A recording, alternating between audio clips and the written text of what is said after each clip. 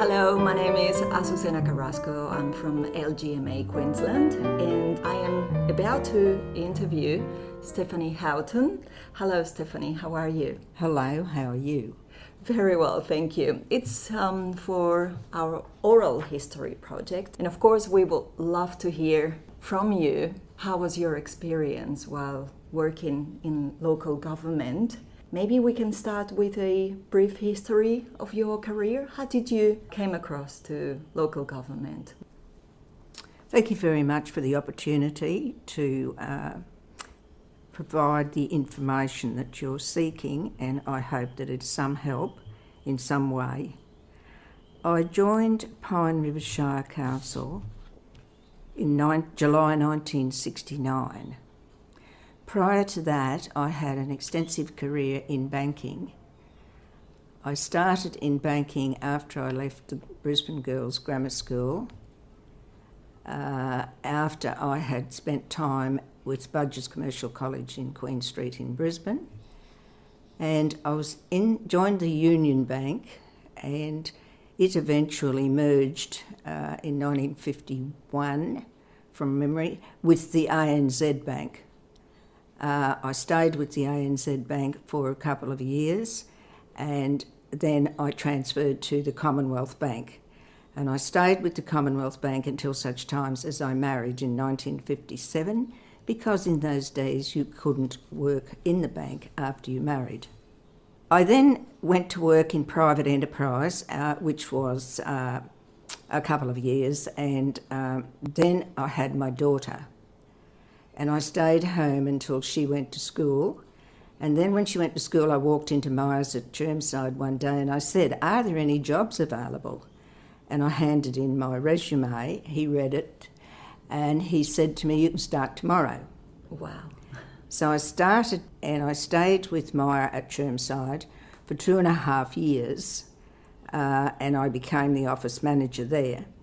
But the weeks were very long because you worked Saturday morning, and by the time you finished on Saturday, it was about 6 o'clock when you got home, and I had a young daughter aged 6 at the time.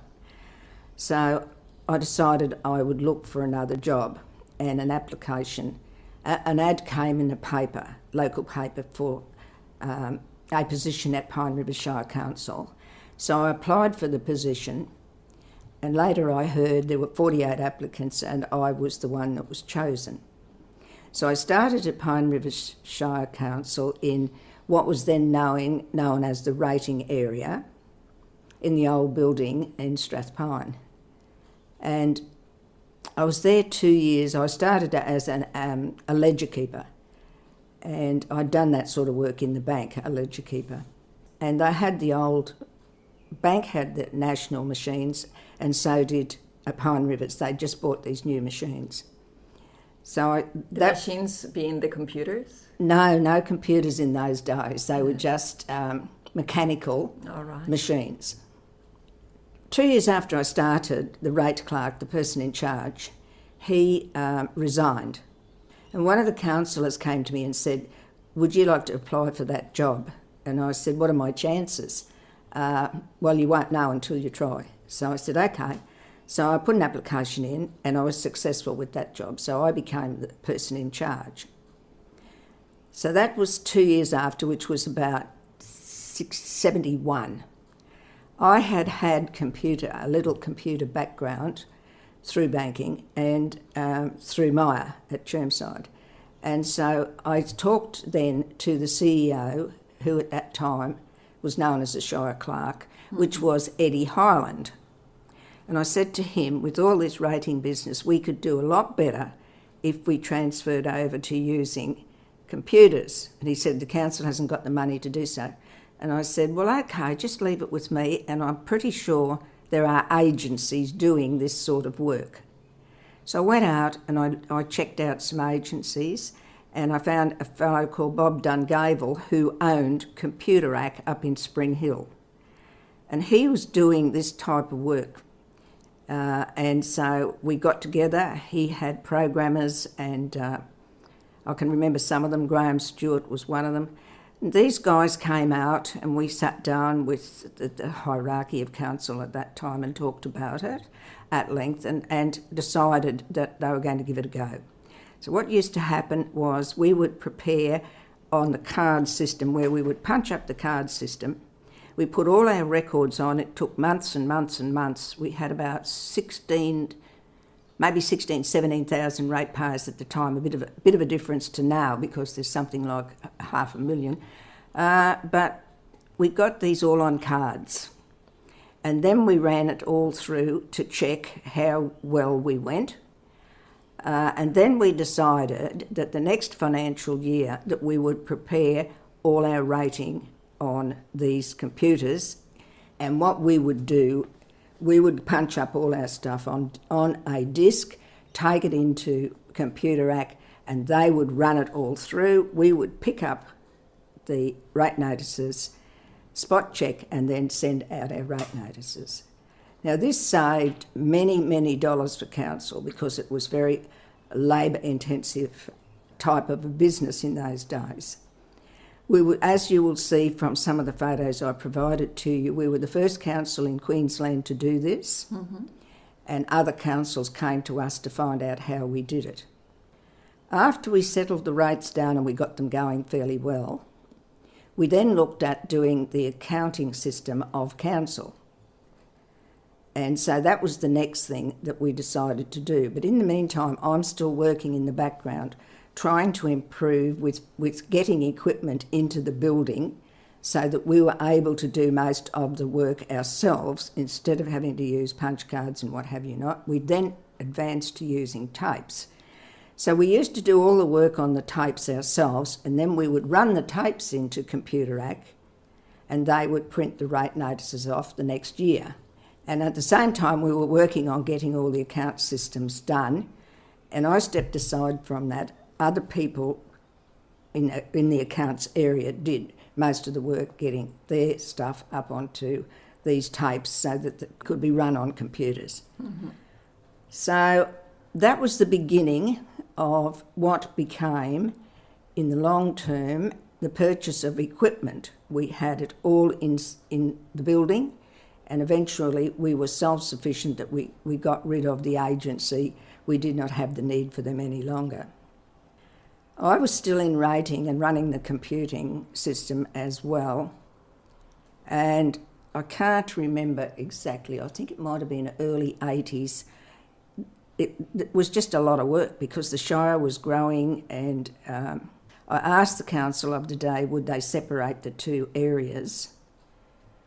And naturally, as I was the woman, I didn't get the better job out of it, which is pretty usual in local government, very male orientated. But that's fine. So I decided then I did not have uni qualifications because I left grammar school after doing my junior. I thought I did very successful, but unfortunately I got 8 A's and 2 B's for my junior, and I had a sister that was 2 years younger than, and my dad said he couldn't afford to keep us both at grammar school at the same time. Mind you, the fee at the grammar school was 3 guineas a term in those days, and my dad was a mechanic, and he was working pretty long hours. He worked for E.G. Eagers, and he was the house manager, and he also did work at home, at which I was his apprentice, which was very helpful in my latter years of knowing about how to fix up a car or know what was wrong with the car. Of course. But anyhow, that's off the track. So the next move I made was I thought I'd better get some qualifications. So I started out at Brisbane College of Advanced Education, which was the old Teachers' College at Kedron in those days, and I started out there. And I finished my degree because the government bought the building, and QUT then got the use of the building. They then decided to close that one down. So I then finished my UG1, which is the Bachelor of Business. I did Bachelor of Business and graduated in Administrative Management. And I think I finished that one about 1980, probably 7 or 8, somewhere around there. And then for convenience in council, because we used a lot of summonses, we used to keep sending summonses out regularly to people who didn't pay. They required a Justice of the Peace to sign them. So then I went and did a JP qualified at the TAFE College, which was another year's study, past that. And then I decided after that that I'd start a master's, and so in business administration.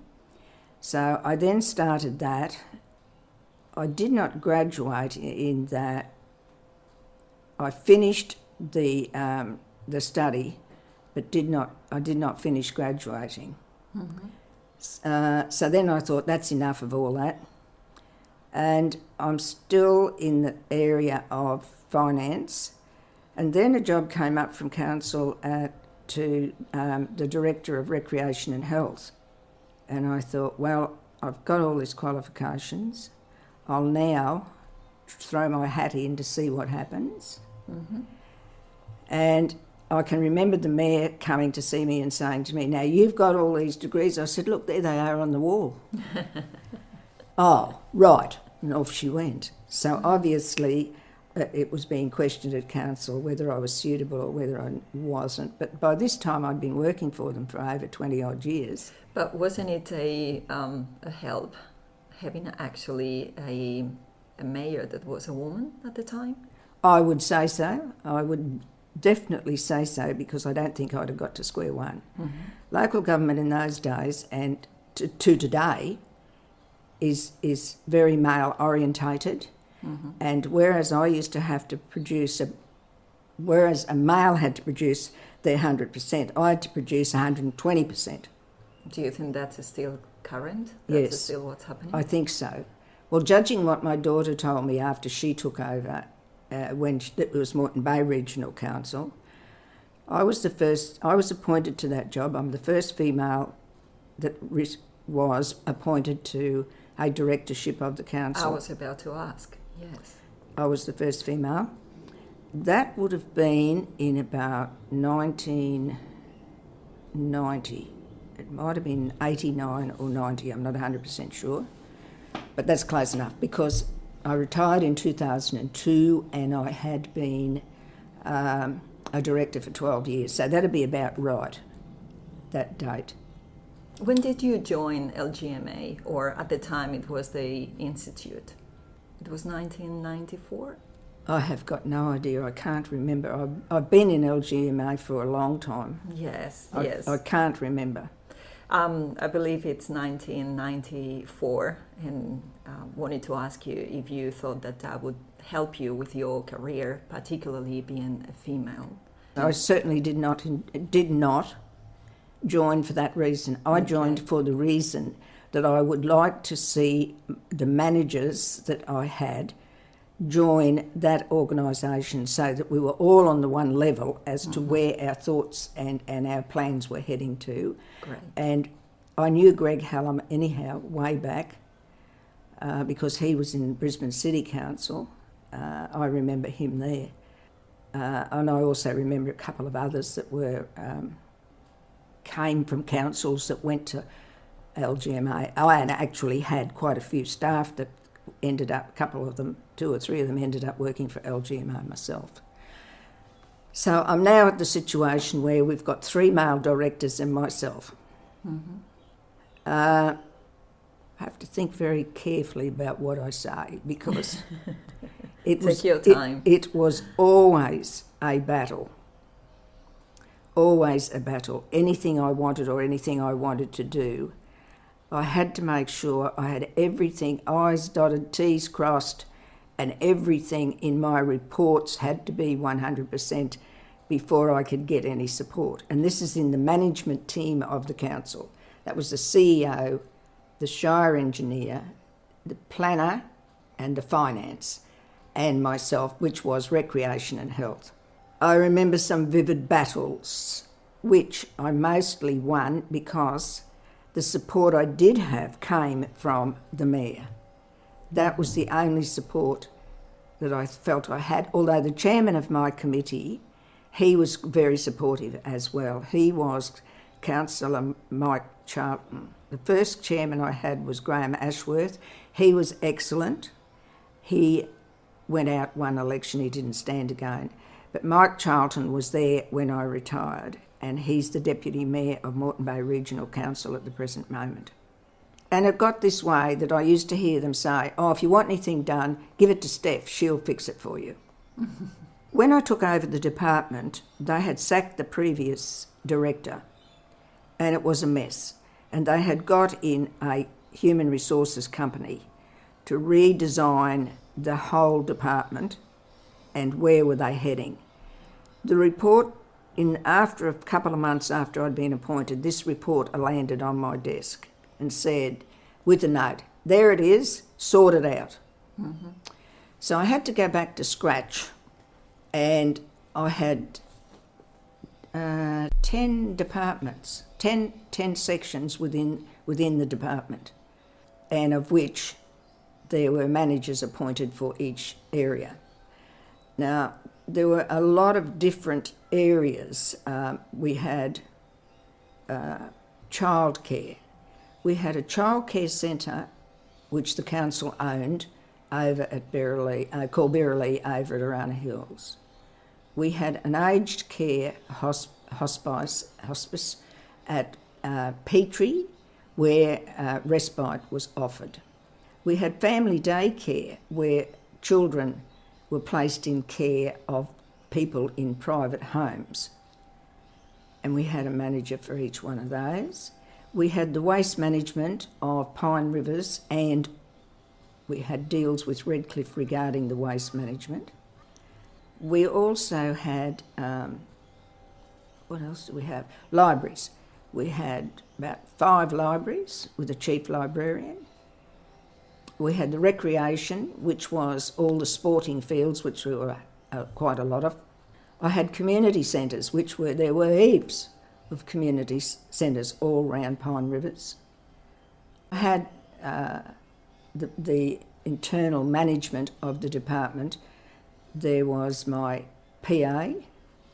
I had a minute secretary that looked after the council work. I had an accountant who looked after the budget, because as you can imagine, it was well over $1 million, the budget, for managing all these functions. And each one of the functions had a manager which worked with the accountant to make sure that we lived and died within our budget. Mm-hmm. There was a lot of learning curves for me at the start, and I found that it was very easy to be communicative with people, and if you kept your people within the loop of what was going on, it was very easy to manage the situations. There were a lot of hotspots in the area. The childcare was one to start off with. The animal pounds, animals in actual fact, you can buy a fight there as quick as anything.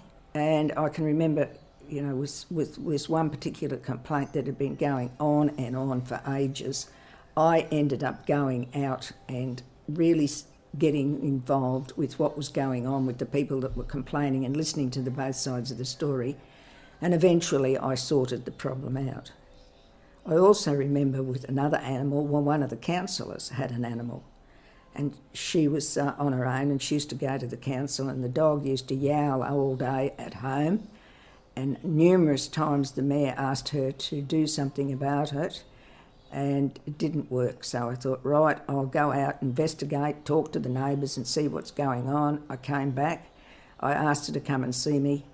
I told her what I found out, and I gave her the suggestions, and I said, please listen to what I'm saying. It is going to solve this problem for you. Mm-hmm. She did, half-heartedly, but the problem didn't raise its head again.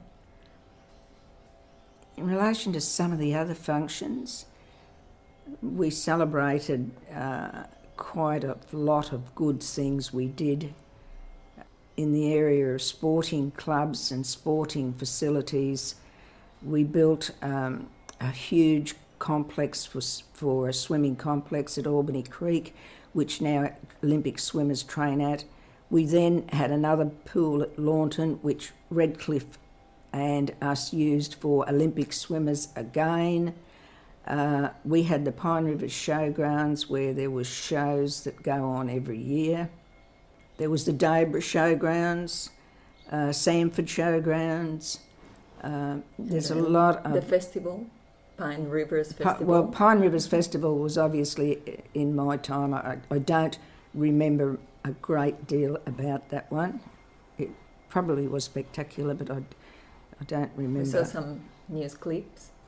Probably it council. Was a social occasion. Probably council. Or networking, maybe? Yeah, I don't know. Somewhere along the line, the council formed an area where that they had a personality of their own within their own divisions that looked at these sort of things. I don't know whether they ran the festival or not. I just can't remember at the present moment. And what changes have you observed in your time in terms of political or regulatory? In relation to local government? Yes. Did you have to change your approach or even your appearance? No, I've never changed my approach. Excellent. I have a strong personality, and I'm a believer in you treat people as you treat yourself, and so you get more out of a person when you come down to their level. I'm not here, they're down there. I always came down to personal levels. When I used to have management meeting of my team once a week, and I only ever chaired, I think, that meeting a few times. What I used to do, I used to allow each manager to rotate the chair, and by doing so, they informed the other managers what was going on in their area. They understood their area much better than what I did, and so they were then able, by doing that, what it did, it brought them all closer, that they felt that they were a capable and competent team. They themselves ran the team, not me. Right. And I was always appreciative of the skills that other people show. I wasn't the person that had all the skills. But that's part of being a leader, isn't it? That is correct. That is correct. I did not have all the skills. Or at least a good leadership. Well, when I retired, the mayor did say to me that you are the most popular director I think this council's ever had. And I would say that that is by consultation. And not so long ago, a lady that lives here came to me and she said to me, "Did you work for Pine Shire?" And I said, "Yes." "Why?" She said, "Well, I was at a function over at Bracken Ridge just recently, and the group," she said, "I was with, one lady," she said, her name was Bev, she said, I don't know any more than that, but she said, "Did any of us know Stephanie Houghton?" And we all said no. And she said, "Well, she was a director of Pine Shire, and since she's left, the council has nowhere the same direction as when she was there." That's fantastic. And I thought, wow, who Yes. was that, and how did she know me? Wow, that's very rewarding. She must have crossed my path at some stage, and I must have made an impression on her, but I did not set out to do that. That is not how I worked. Because in terms of being political, local government is always identified as the least political government level. Was that at your time as well? Is it now the same? Well, I don't know, because I've been retired 16 years. I don't know what's going on now. Had your daughter working in local government as well? Well, she told me that once the amalgamation came in, I retired just on the amalgamation. I thought, well, look, I'm not hanging around because I will have to set it all up again, and that may be not to what the new council likes, the new badged Moreton Bay Regional Council, because there was Caboolture and Redcliffe joining. I thought the amalgamation was absolutely fine. I thought to myself, this is going to make this council, because we all had graders. There was 3 graders. We all had tractors. There was 3 tractors, lawn mowing and all this sort of business. But it could all be joined together, and the resources that were available to each council would be merged, and then there would a cost saving in the finish in result of the merging of the resources. And I thought this was a great idea. When they first merged, my daughter was there, and she found that trying to merge the directors of 3 councils was a bit of a problem, but I think in the long term they sorted it all out, and they came up with the directors that they required. And while she was at Pine Rivers, she ended up as a director. Her department got sent up to Caboolture. So she lived at Hendra and was driving from Hendra to Caboolture. And she came to me one morning and she said, "Look, you're going to be disappointed in me." And I said, "Why is that?" And she said, "Well, I'm going to resign today." And I said, "Oh, yeah, why is that?" Well, she said, "My heart says I love this job. My head says my body's not coping." Mm-hmm. And I said, "I'm not disappointed with you. Your health always comes first." Mm-hmm. And I said, "If that's the way you feel, you go and do what you've got to do." That's the right And call. I too think, she didn't tell me the exact truth, I do believe that she was being pressured.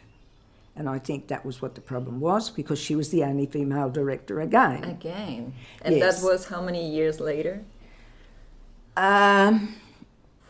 Well, 2004, that's when she was appointed. Mm-hmm. I was appointed in the 80s.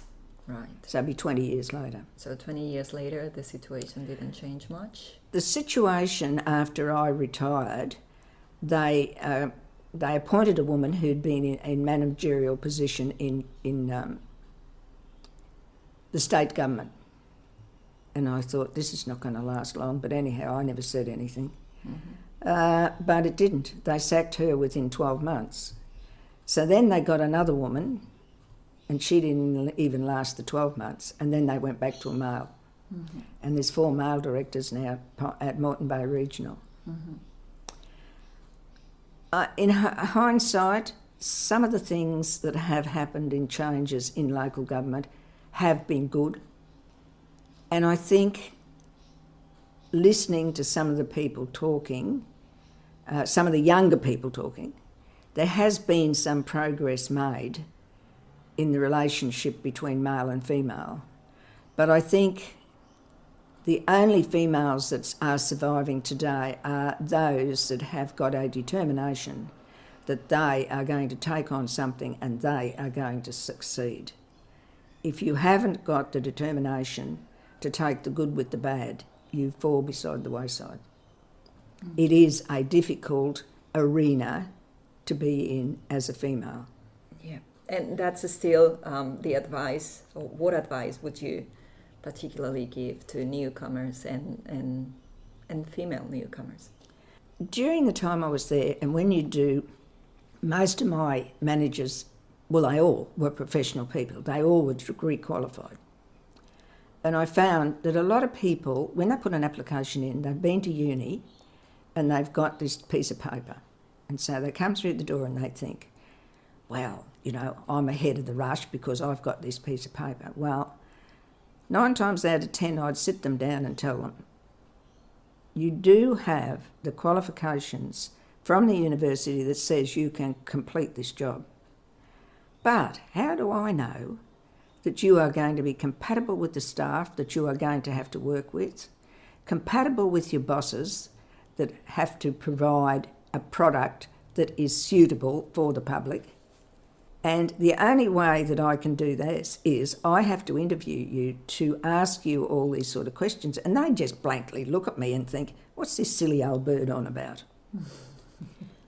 But I found that that's the way I got better results. And when we did interviews, I had a strict rule. We used to get hundreds of applicants. Mm-hmm. And I'd give them to my managers and I'd tell them that whatever for their department, you bring me 5 that you think are pretty good, and I'd run over it, have a quick look at what was in the pile and have a quick look at what they would pick. Most of them did a very good job in picking people that they knew would be compatible for lifestyle and what have you not, as well as for the job that they were trained for. And I found that that worked very, very well. As for what's happening today, well, I've had a lot of other involvement.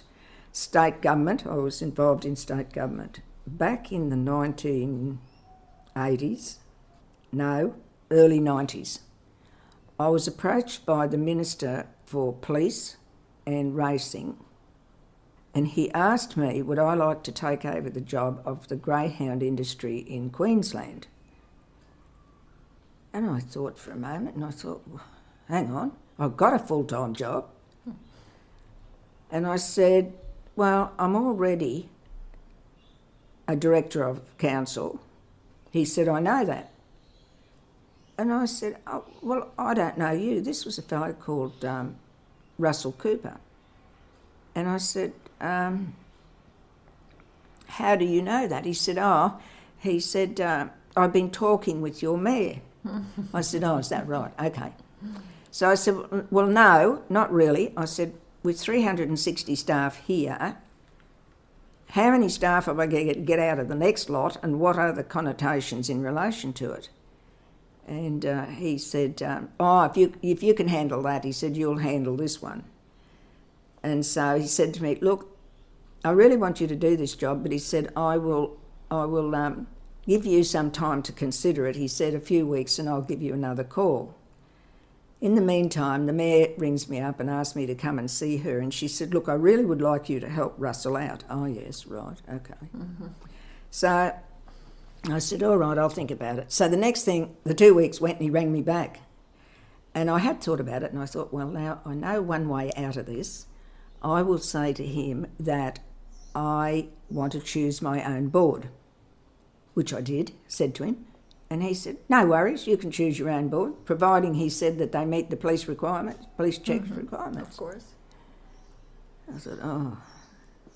So I said, what could I do then? Because I'd said if he allowed me to choose the own board, I'd do the job. So I put my foot in it, so I had to say yes, all right. So the next week out it comes in the paper that I'd been appointed to the Greyhound Board in Queensland, and also to the TAB Board, and also to Greyhound Australasia, and I didn't talk about any of this. I'm thinking, wow, where does all this fit in? So then I had to get these fellows that I had to think about it, because I hadn't thought about it. I had to think about these fellows that I'm going to employ on this board with me. I got one that was a solicitor. He was a partner in Minter Allison. I got a vet who specialised in greyhounds. I got another fellow who he owned Insurance Australia down on the Gold Coast. And that was the four of us, and off we went. In the finish, and then I had to appoint a new CEO, because the CEO that was there was not qualified. And when I asked him to produce a whole lot of stuff, he said, I can't, so I've got to resign. So I got rid of him. So then I advertised all around Australia and eventually got another CEO. And away we went. I think we had about 30 staff there in those days.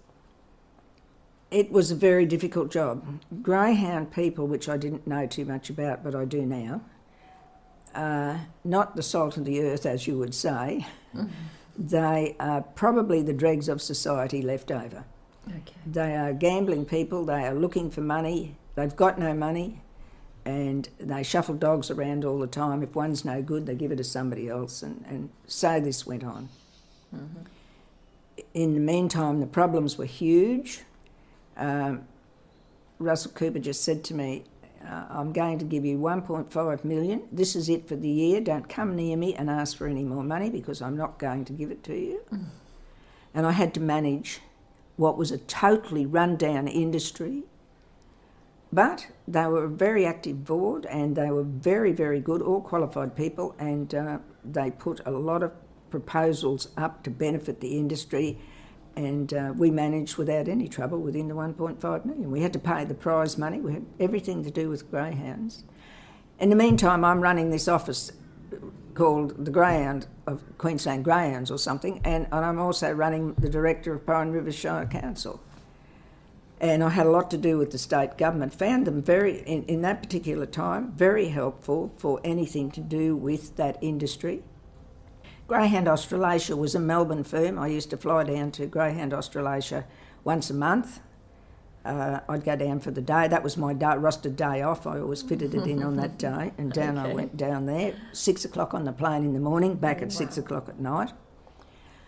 And also the TAB board was another interesting place to be at that time, because they were changing a whole lot of things in relation to how the industry as a whole, which is now called Racing Queensland, they eventually merged the 3 codes, which I was approved because it was the same old thing. They had an office for the greyhounds, a big office for the trotting fraternity, and a big office for the racing fraternity. Well, now they've only got one office over at Deagon. Mm-hmm. So cost-wise, that was a great display. Yeah. The only problem with that was that the politics got very much in the way, and because the gallops are most certainly the more profitable situation and have the bigger tracks and what have you not, overshadowed the other 2 codes, and they're fighting like nobody's business now to split it all back up. So would you say that it was easier to work in local government than state government? Yes. The system... Because of the politics? No. Lack of control. Okay. There was no clear path. Pine Rivers Council was a very well organised council. Their minutes, their records of all their meetings were perfect. Never got into any problems. There was never any scandals, never anything like that. There were a lot of difficult developers. I never had any problems with them. I didn't advance their arguments. Whether I thought they were right or wrong, I kept that to myself. Whereas in the state government, there's too much waste, too much inefficiency, jobs for the boys, and no follow-up. No follow-up as to the money's been doled out everywhere and no follow-up. That's what I found. Mm-hmm. Whereas that doesn't happen in councils. All right. Well, not this one anyhow that we're talking about here. Okay. Yeah. And what do you think that are the highlights of your career? Can you think of a particular moment that you felt, well, this was fully worth it? The highlights of my careers. Oh, well, in plural, yes. But you really only want to know about local government. If possible, yes.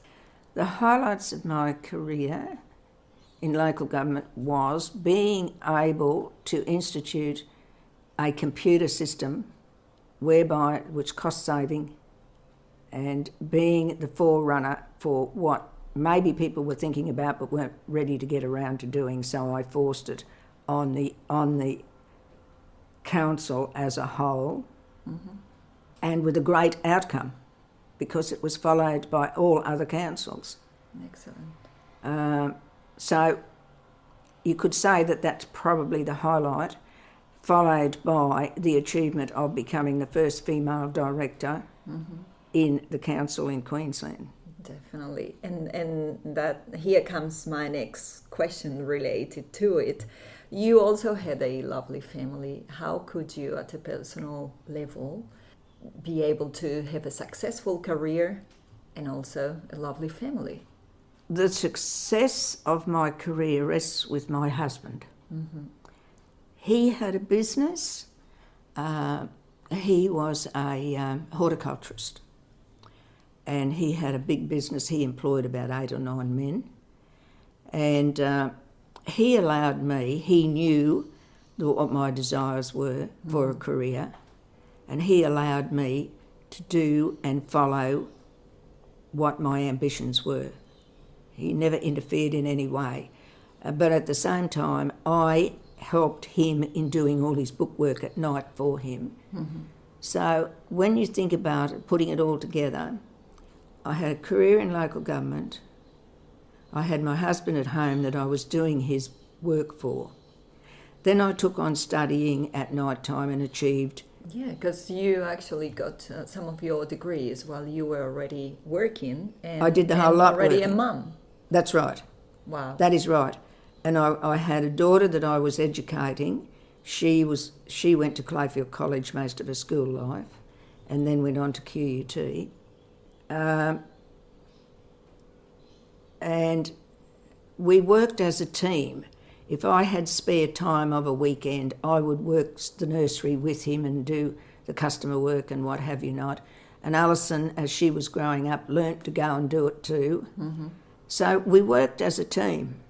And if he had not been agreeable for me to have followed my desires and dreams, it would never have happened, because my marriage came first. But would you say that you were lucky to have a supportive husband, or you knew from the beginning, or maybe you could see that was going to happen? I mean, it didn't come as a surprise, or did it come as a surprise for you to have a supportive husband for your career? No, it didn't come as a surprise, because we did talk about it. Okay. Before we got married. I knew him for 2 years before we got married, because I wanted to make sure that I'd chosen the right person. Mm-hmm. And you did? Well, yes, it was a very successful partnership. Excellent. Well, very happy to hear your story, Stephanie, and I hope that this will bring some inspiration for those listening and those wanting to make a contribution in local government. Thank you so much for your time and your kindness, and we look forward to seeing you in the retirement lunch, probably in November.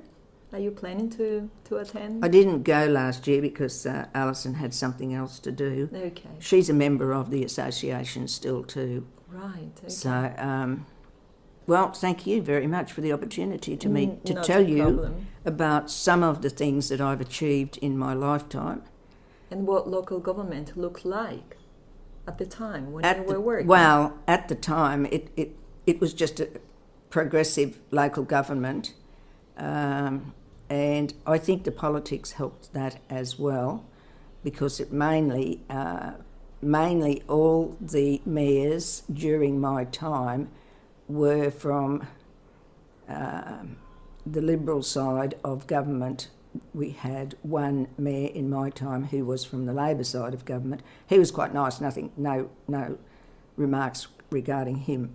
But there were desires to develop the Shire in a means that it was a better place for people to live, not a desire for the social sides of activities to take over.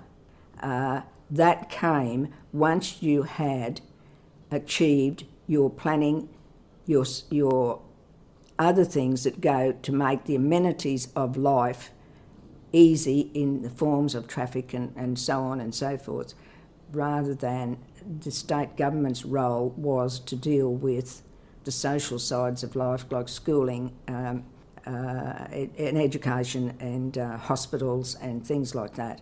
The council was there to assist the state government with those types of things. Mm-hmm. And in most cases, the mayors that we had and the councils we had were very dedicated to that, to making the place a much better place and lifestyle for the people that came to Pine Rivers. Excellent.